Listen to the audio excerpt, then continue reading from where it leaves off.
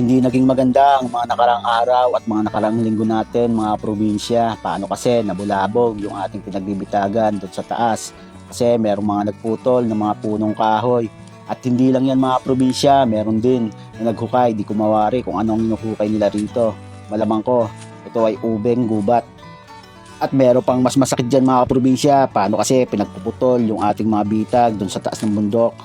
Hindi namin malaman kung ito pa'y gagawa ng isang hayop o kagagawa ng isang taong may ugaling hayop.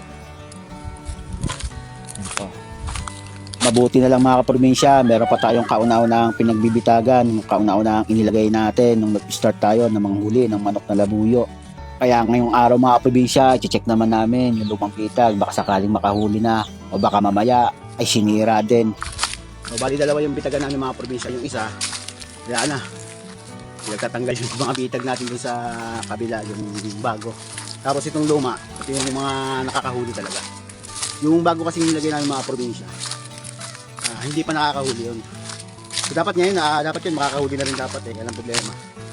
Meron ng naghukay at meron din namutol ng mga kahoy. So hindi man natin sila pwede pagbuwala kasi nga hindi naman sa atin itong kagubatan. Bali, andito na pala kami mga probinsya sa spot kung saan kami nagbibitag nung kauna-unahan.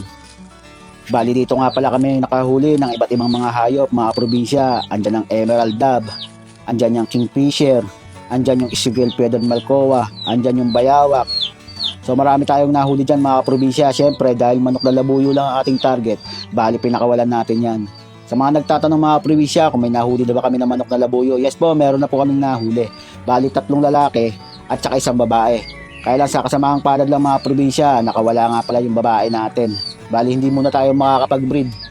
At sa mga nagtatanong naman kung ano ang gagawin namin sa mga nahuhuling manok na labuyo, simple lang mga probinsya, i-breed namin at pararamihin. Pagka marami na mga probinsya, syempre magpapakawala din tayo kasi maraming nagme-message na naubos na daw yung mga manok na labuyo doon sa kagubatan nila. So dadayo tayo doon mga probinsya pag nakapag-breed na tayo, successful tayo nakapag-breed. So dadayo tayo sa mga lugar kung saan naubos na yung mga manok na labuyo.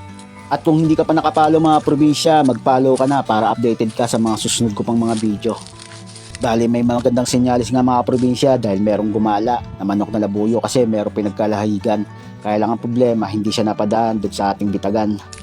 Magandang senyalis to mga kaprobinsya. Talagang nagbabalikan na yung mga manok na labuyo. Ito, yung pinagkalahigan niya. So hindi lang natapat eh. Okay. Ibon yung nakapak dyan. Ito yung pinagkalahigan ko yung bitag. So magandang senyalis to. Hindi lang talaga sila natatapat sa mga bitag na nilagay natin. So nagbabalikan na talaga sila mga kaprobinsya.